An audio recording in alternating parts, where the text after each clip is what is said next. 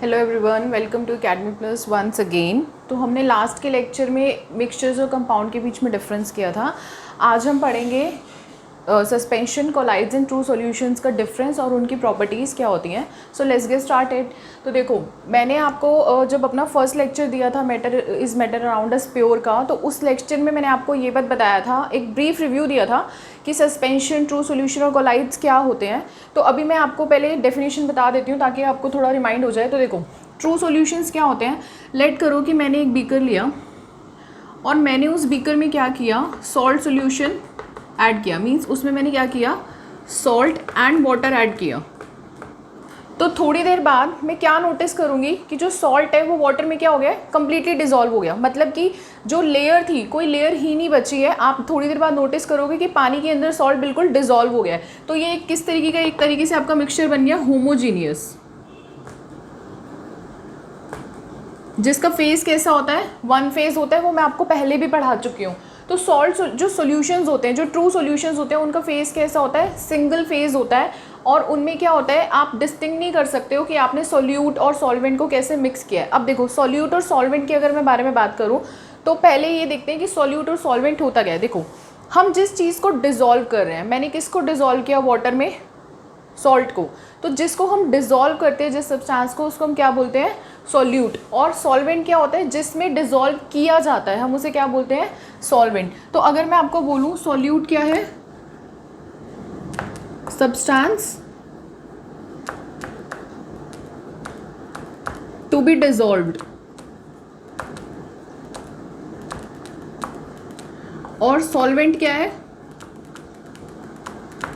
Solvent आपका वो substance है, substance in which solute is dissolved.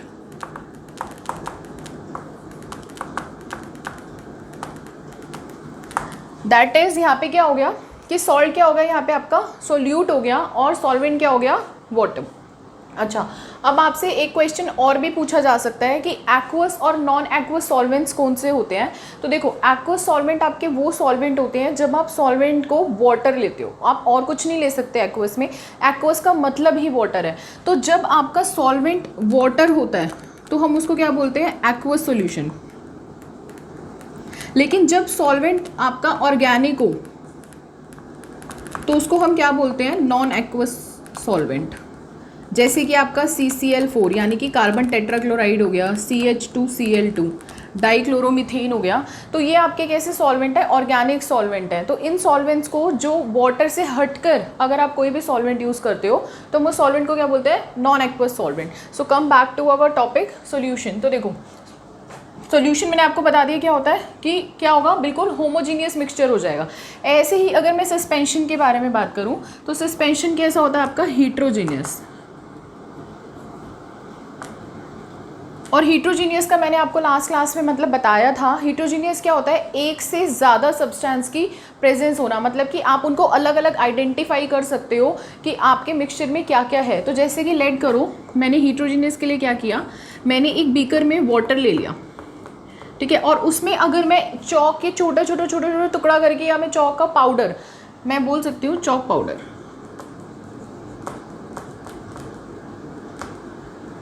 Chalk powder plus water. तो अब देखो, चौक जो होगा, चौक का जो पाउडर होगा, हम बहुत अच्छे से जानते हैं वो इतना सॉलिड है और उसका साइज़ इतना बड़ा है ना कि वो वाटर में कभी डिज़ोल्व हो ही नहीं सकता। तो जो चौक पाउडर होगा वो क्या करेगा, वो नीचे है ना आपका सॉल्वेंट में ऐसे सस्पेंड हो जाएगा। सस्पेंड का मतलब क्या होता है, नीचे बैठ जाना। और वो बैठेगा क्यों, ग्रेविटी की वजह से, अर्थ की ग्रेविटी की वजह से वो क्या करेगा, वो आपका सोल्यूशन में ऐसे सस्पेंड हो जाएगा। तो आपको है ना दो अलग से चीज़ें दिखाई देंगी, दो अलग से लेयर दिखाई देंगी। आपको पता चल जाएगा कि ये क्या है, ये चॉक पाउडर है और ये क्या है, वाटर है। तो इसको हम क्या बोलते हैं, सस्पेंशन बोलते हैं। कि मीन्स आप बिल्कुल क्लियरली डिस्टिंग्विश कर सकते हो कि what is water and what is chalk powder. Now the next one is colloids. अब देखो, कोलाइड्स में भी कुछ समथिंग ऐसे ही होता है। कोलाइड्स क्या है, आपका सस्पेंशन और आपका जो सॉल्यूशन है उसके बीच का होता है। मीन्स कोलाइड्स में आप क्या करते हो, कोलाइड्स में जैसे कि लेट करो आपने मिल्क में वाटर ऐड कर दिया, तो आपने देखा होगा जो मिल्क का कलर होता है वो हल्का सा वाइट ब्लरी सा कलर होता है, वाइट कलर होता है।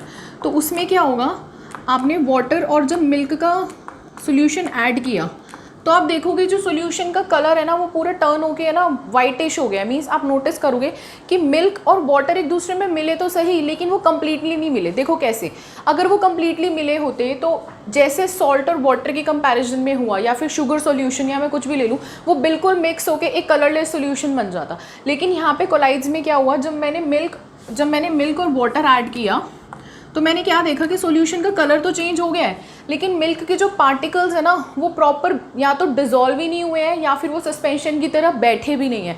तो इसका मतलब कोलाइड्स क्या होता है, in between suspension and true solution.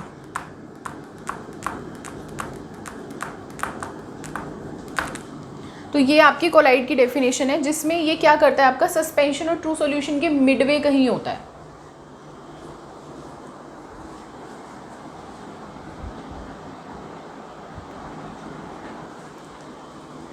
So now let's move on to the properties of solution, colloids and suspension. तो देखो फर्स्ट प्रॉपर्टी क्या है, साइज ऑफ पार्टिकल। तो आप खुद ही नोटिस करो, आपने देखा कि जो सॉल्ट का जो आपके पार्टिकल्स थे वो क्या हुए, वो वाटर में बिल्कुल अच्छे से डिजॉल्व हो गए। तो इसका मतलब क्या है कि सॉल्ट के जो पार्टिकल था उसका साइज इतना छोटा था कि जो वाटर मॉलिक्यूल के बीच में फोर्सेस ऑफ अट्रैक्शन थी, जैसे कि समथिंग लाइक दिस, जैसे कि लेट करो ये वाटर मॉलिक्यूल्स है, ठीक है। अगर मैं इन वाटर मॉलिक्यूल्स के बीच में सॉल्ट के मॉलिक्यूल्स ऐड कर रही हूँ तो क्या कर रहे हैं, वो वाटर मॉलिक्यूल्स के फोर्सेस ऑफ अट्रैक्शन को ब्रेक कर रहे हैं। तो इससे क्या हो रहा है कि वो उसके केज को ब्रेक करके उसके अंदर डिसॉल्व हो रहे हैं। तो मैं बोल सकती हूँ कि जो पार्टिकल का साइज होता है वो वेरी स्मॉल होता है। और वो कितना स्मॉल होता है, लेस देन 1 नैनोमीटर। और बच्चों नैनो का मतलब होता है 1 nanometre is equals to 10⁻⁹ metre. देखो कितना छोटा है, 10⁻⁹ का मतलब क्या हो गया, 1/1, ये होता है आपका 10⁻⁹, मतलब कि 1/9 zeros। क्लियर हो गया। तो इसका पार्टिकल का साइज इतना छोटा होता है। अच्छा, अब मैं अब सस्पेंशन के बारे में बात करूं तो आपने देखा सस्पेंशन में जब हमने किया तो इसमें हमें क्या पता चला, भाई चौक जो थी ना वो प्रॉपर ही सेटल हो गई, वो थोड़ी सी भी डिजॉल्व नहीं हुई। तो उससे मुझे क्या पता चल रहा है, जो साइज है ना पार्टिकल का वो क्या है, वो बहुत ही बड़ा है। तो इसमें जो आपके पार्टिकल का साइज होता है वो आपका होता है अराउंड 100 नैनोमीटर। अब 100 नैनोमीटर समझ रहे हो, अगर मैं इसको मीटर में कन्वर्ट करूं तो 100 इंटू 10⁻⁹ कितना हो गया, 10⁻⁷ मीटर। यानी कि इसके कंपैरिजन में 100 टाइम्स ज़्यादा सस्पेंशन का जो आपका पार्टिकल साइज है वो क्या है, इसके कंपैरिजन में कितना है, 100 टाइम ज़्यादा है। और कोलाइड्स का मैंने आपको बोला था, कोलाइड्स क्या है, वो सस्पेंशन और ट्रू सॉल्यूशंस के बीच में ही कहीं लाई करते हैं। मैं इसको ट्रू लिख देती हूँ, वो सस्पेंशन और ट्रू सॉल्यूशन के बीच में कहीं लाई करते हैं। तो भाई सिंपल सा बहुत ही मस्त सा फंडा है, कोई भी चीज़ हो इन बिटवीन डाल दो। मतलब कि 1 नैनोमीटर के से लेके उसका जो आपका जो आपका साइज होगा पार्टिकल का 1 नैनोमीटर से ज़्यादा होगा और 100 नैनोमीटर से कम होगा। तो ये होती है आपकी कोलाइड्स की प्रॉपर्टी। अच्छा, अब अगर मैं आपसे विजिबिलिटी के बारे में बात करूँ तो इसकी विजिबिलिटी कैसे होगी, ध्यान से देखना। मैंने क्या बोला कि सॉल्यूशन में जो सॉल्ट था वो बिल्कुल डिसॉल्व हो गया, तो मतलब सॉल्ट मुझे कहीं दिखा नहीं ना। तो इसका मतलब क्या है कि मैं इसको नेकेड आई से नहीं देख सकती, नेकेड आई से कोई विजिबिलिटी इसकी नहीं होती। तो और अगर मैं चाहूँ कि मैं इसको माइक्रोस्कोप के अंडर देख पाऊँ तो क्या होगा, इसका माइक्रोस्कोप के अंडर में मुझे कैसा चाहिए, पावरफुल माइक्रोस्कोप चाहिए, मतलब जिसका रेजोल्यूशन बहुत अच्छा हो। पावरफुल माइक्रोस्कोप आप अपने बायो में आपने पढ़ा होगा माइक्रोस्कोप की रेजोल्यूशंस के बारे में। तो पावरफुल माइक्रोस्कोप होना चाहिए, तभी आप इसको देख सकते हो अंडर माइक्रोस्कोप भी, नहीं तो नेकेड आई से इसकी विजिबिलिटी क्या है, 0। अच्छा, अब सस्पेंशन के बारे में बात करते हैं। अब आप खुद ही नोटिस करो, मैंने क्या किया, मैंने पानी के अंदर चॉक पाउडर डाला और वाटर डिजॉल्व कर दिया, कुछ हुआ, कुछ भी नहीं हुआ। मुझे चॉक बिल्कुल क्लियरली दिखाई दे रही है। तो इसका मतलब क्या हो गया कि ये नेकेड आई से विजिबल होता है। अब ध्यान से सोचो भाई, जो चीज़ हमें अपनी आईज से ही दिखाई दे रही है, नेकेड आई का मतलब क्या होता है, हमारी आईज, नॉर्मल जो आईज होती हैं। जब जो चीज़ हमें नेकेड आई से दिखाई दे रही है तो वो तो तय है कि वो हमें माइक्रोस्कोप से बिल्कुल ही विजिबल होगी ही होगी। तो माइक्रोस्कोप से भी क्या होती है ये विजिबल। अब कोलाइड्स का मैंने क्या बोला, ये कहीं ना कहीं इन्हीं के बीच में रहेगा, होता है ना। या तो आपने नोटिस क्या होगा, या तो कोई फेल हो गया तो उसको कॉलेज में एडमिशन नहीं मिलने वाला, या बंदे ने टॉप कर लिया तो उसको एक अच्छे कॉलेज में एडमिशन मिल जाएगा। फंसता कौन है, एवरेज वाला। एवरेज वाले का क्या होगा भाई, 60% से पास तो हो गया हूँ, लेकिन कॉलेज का क्राइटेरिया क्या है 80%। तो भाई वहाँ पे भी लटक गया, कॉलेज में भी एडमिशन नहीं हुआ, रीवैल्यूएशन भी नहीं भर सकता क्योंकि मैं फेल भी नहीं हुआ हूँ। तो समथिंग लाइक दिस, ऐसा ही होता है कोलाइड्स के साथ भी। कोलाइड्स में क्या होगा, कोलाइड्स, अब देखो आपने जब मिल्क को वाटर में डिसॉल्व किया तो क्या मिल्क और वाटर अलग अलग आंखों से आप अपनी देख पा रहे हो कि मिल्क कहाँ है वाटर कहाँ है, नहीं देख पा रहे ना। तो क्या सीधा लिखो फटाफट कि नेकेड आई से नो विजिबिलिटी। अब आप इसमें भूल भी जाओ ना, माइक्रोस्कोप में होगी नहीं होगी, सोचने वाली बात है भाई। इसी को माइक्रोस्कोप में आप देख पा रहे हो तो ये तो बहुत ही इजीली देख पाओगे। यस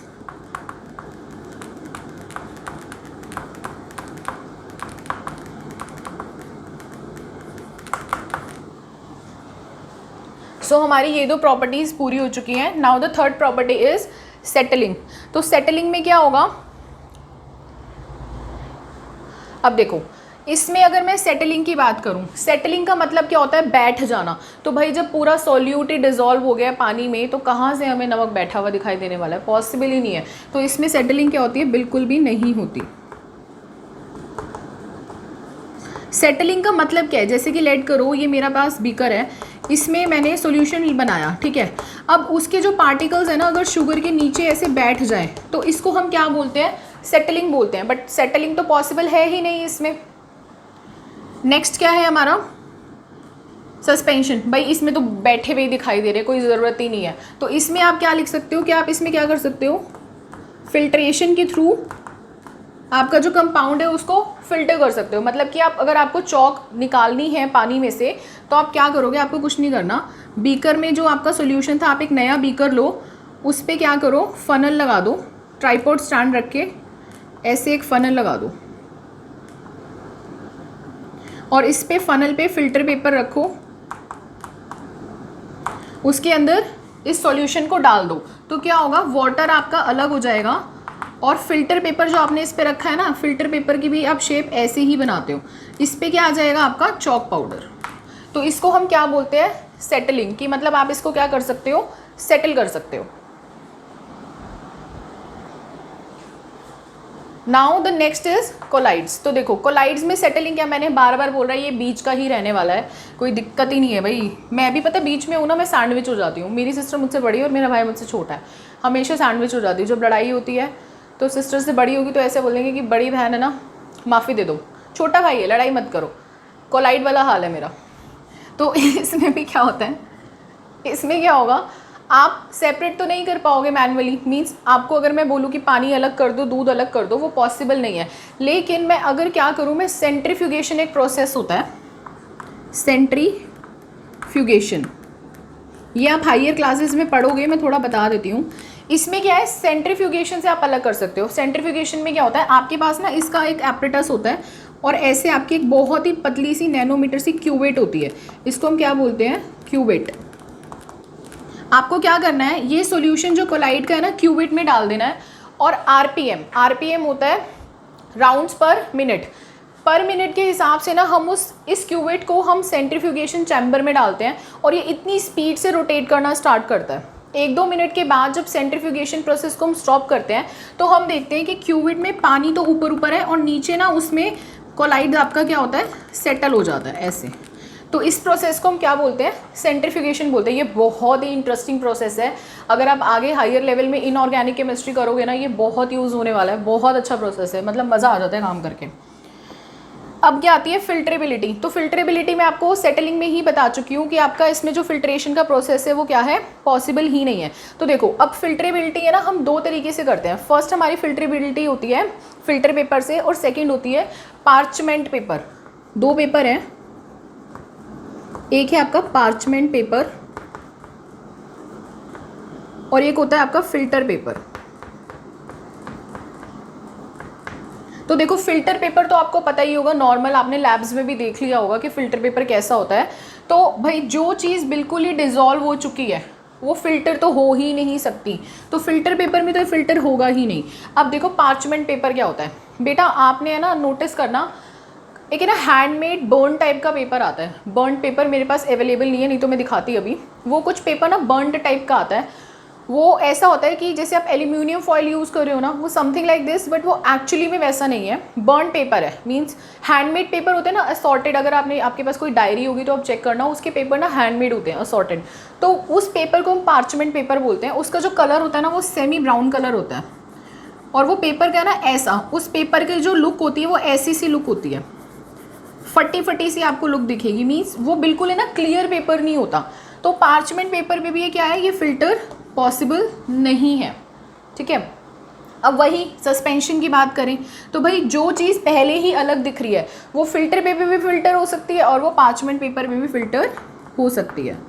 तो पार्चमेंट पेपर में भी फिल्ट्रेशन पॉसिबल है और फिल्टर पेपर में भी फिल्ट्रेशन पॉसिबल है। फिर से कोलाइड मेरे वाला हाल क्या होने वाला है, पार्चमेंट पेपर पे तो ये क्या होगा, फिल्टर हो जाएगा, लेकिन ये आपका फिल्टर पेपर पे फिल्टर नहीं होगा। देखो ध्यान से समझना, आप क्या करो ना, हमारे पास फिल्टर पेपर तो है नहीं, तो एक एक्सपेरिमेंट घर पे कंडक्ट करो। आप एक बाउल में या एक बीकर में या घर में कोई भी ग्लास में क्या करना, वाटर में सैंड डालना और अपने घर में नॉर्मल पेपर ले लो, ठीक है। नॉर्मल पेपर में जब आप उस वाटर को सोल्यूशन को सैंड सोल्यूशन को ट्रांसफ़र करोगे ना, आप देखोगे कि सैंड उस पेपर पे आ गई। लेकिन अगर आप उसी नमक के पानी को लोगे या फिर अगर आप मिल्क और वाटर के सोल्यूशन को लोगे उस पेपर में और आप चाहो कि उसके पार्टिकल्स पेपर पर दिख जाएँ, वो आपको नहीं दिखाई देंगे। तो आपका जो नॉर्मल पेपर भी होता है ना, आप उस पर ट्राई करके देखना। हालांकि वो फिल्टर पेपर नहीं है, मैं बार बार बोल रही हूँ, लेकिन वो फिल्टर पेपर की तरह एक्ट करके देखना, वो अच्छे एक्सपेरिमेंट है। तो आपको पता लगेगा कि जो मिल्क का सोल्यूशन है या फिर जो ट्रू सोल्यूशन है ना, वो उस पर आया ही नहीं है, सारा का सारा पानी उसके अंदर क्या हो गया, जैसा सोल्यूशन था वैसा का वैसे दूसरे बाउल में या बीकर में भी ट्रांसफ़र हो चुका है। लेकिन पार्चमेंट पेपर में क्या होता है, ये दोनों क्या होते हैं, फिल्टर हो जाते हैं और ये फिल्टर नहीं होता। So our next property is Tyndall effect. तो देखो पहली बार टिंडल इफेक्ट होता क्या है। टिंडल इफेक्ट के लिए आप क्या करते हो, जैसे लेट करो मेरे पास यही कोई सोल्यूशन है, ठीक है, मैं इसी सोल्यूशन के बारे में बात करती हूँ। मैं क्या करूँगी, मैं अगर इस सोल्यूशन पे यहाँ से टॉर्च से लाइट डालने की अगर मैं कोशिश करूँगी तो जो बीम ऑफ लाइट होगी, बीम ऑफ लाइट के डलने के बाद अगर इसके पार्टिकल्स मुझे विजिबल हो जाए, मतलब कि इसके पार्टिकल्स अगर स्कैटर हो जाए अलग अलग डायरेक्शन में, तो मैं उसको क्या बोलती हूँ, टिंडल इफेक्ट बोलती हूँ।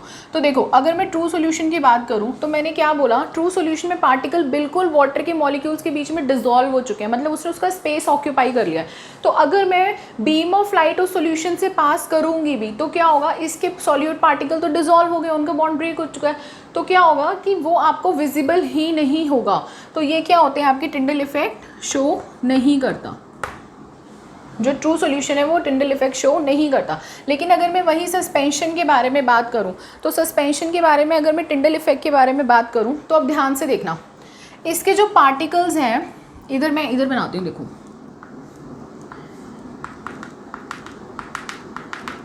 मैंने क्या बोला, इसके जो पार्टिकल्स है ना ये नीचे है ना सस्पेंड हो जाते हैं, मतलब बैठ जाते हैं, ठीक है।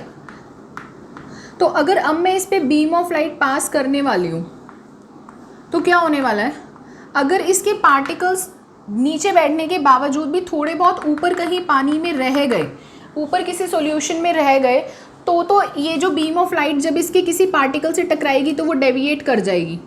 क्लियर हो रहा है, तो आपको पार्टिकल विजिबल हो जाएगा। लेकिन अगर वो बीम ऑफ लाइट यहाँ पे क्या हुआ, अगर यहाँ पे शो ही नहीं किया, मीन्स यहाँ पे अगर पार्टिकल्स हुए ही नहीं, तो पॉसिबिलिटी है ना कि ये बीम ऑफ लाइट डेविएट करे ही ना, मतलब कि इसमें पार्टिकल्स हो ही ना। तो अब यहाँ पे जो सस्पेंशन है ना, ये एक एक्सेप्शनल केस आ चुका है। यहाँ पे इसका रट्टा लगा लो या कुछ भी करो, पेपर में पक्का टिंडल इफेक्ट पूछा जाता है और ये 2016 में इसका क्वेश्चन आया भी है, मैं आपको क्वेश्चनरीज में करवाऊँगी भी। इसका अभी तक सारा देख लो, इन दोनों का क्लियर चल रहा है और कोलाइडल कहीं बीच में अटका हुआ है। इसमें टिंडल इफेक्ट में क्या होता है, कभी कभी समटाइम्स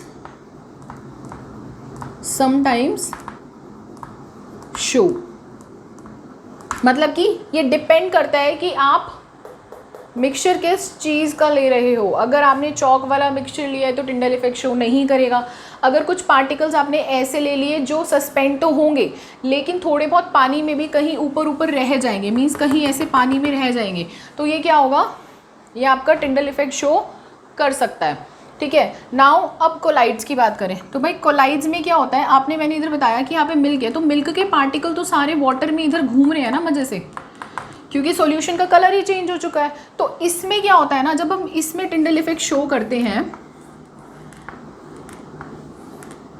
तो पार्टिकल्स, क्योंकि वाटर सॉल्यूशन में मिल्क के पार्टिकल सस्पेंडेड हैं, तो इसकी जब बीम ऑफ लाइट इस पर पड़ती है ना तो अपने पाथ से डेविएट होना स्टार्ट हो जाती है लाइट। तो इसमें टिंडल इफेक्ट जो है आपका 110% शो करेगा ही करेगा, यस, इसमें हमेशा टिंडल इफेक्ट आपका शो होगा ही होगा। तो देखो यहाँ पे जो कोलाइड्स हो गए, colloids interchanges property with basically suspension. Notice किया अभी तक ये दोनों बहुत क्लियर चलते आ रहे थे, अब कोलाइड क्लियर हो चुका है only in terms of Tyndall effect. Now our next topic is Brownian movement. तो देखो ब्राउनियन मोशन क्या होता है, ब्राउनियन मोशन होता है जब भी आपका कोई कंपाउंड होता है या फिर आपकी कोई भी गैसेस होती हैं जब वो जिगजैग मूवमेंट करती हैं। मतलब कि लेट करो मेरे पास ये एक बीकर है, ये एक बॉक्स लगा लो, मैंने इसमें बहुत सारी गैसेस ऐड करी हुई हैं, तो वो जो गैसेस है ना जब वो ऐसे जिगजैग मूवमेंट शो करेंगी इधर उधर, रैंडम मोशन, रैंडमली घूमेंगी पार्टिकल्स का, रैंडम घूमने को हम क्या बोलते हैं, ब्राउनियन मोशन, मतलब कि random movement of particle.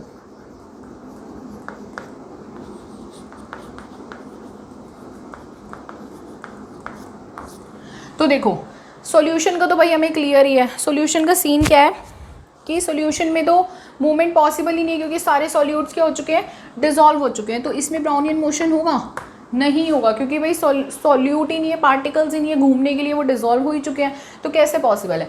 Suspension में क्या होगा, Brownian motion, either yes either no.